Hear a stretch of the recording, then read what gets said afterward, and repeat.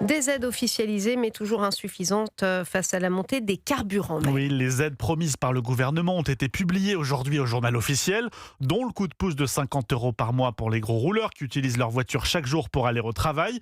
Concernés, eux aussi, par ces mesures de soutien, pêcheurs et agriculteurs ne sont visiblement toujours pas satisfaits. Quelques dizaines d'entre eux étaient rassemblés à Paris aujourd'hui pour demander un effort supplémentaire de la part de l'exécutif, Antoine Bienvaux. Oui, et à commencer par les pêcheurs rassemblés, le gouvernement leur a accordé une aide de 35 centimes par litre de gazole pour le mois de mai, insuffisant pour rester rentable, explique David Lequintrec, président de l'Union française des pêcheurs artisans.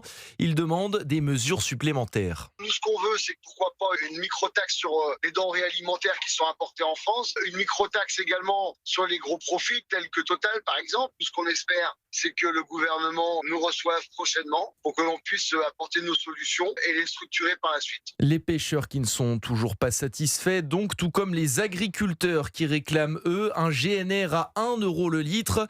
Parmi leurs demandes également, un effort sur le prix du gaz, lui aussi en forte augmentation. Patrick Legras, président de la coordination rurale. Pour faire 1 tonne d'engrais, il faut 800 mètres cubes de gaz. Le gaz, c'est très simple, 3 zones d'approvisionnement. La Russie, avec qui on est en guerre, le Moyen-Orient, avec qui on est en guerre, et les États-Unis, avec qui l'Europe est quand même en délicate position. Si on ne trouve pas une solution dans les semaines qui viennent, pour l'année prochaine, on a plus qu'un risque qu'il manque 25 voire 30% de l'ensemble des cultures par un manque de fertilisation. Une augmentation du prix du gaz qui va d'ailleurs aussi toucher les ménages, plus 15% en moyenne au mois de mai à cause toujours de la guerre au Moyen-Orient. Antoine Bienvaux pour Europe 1.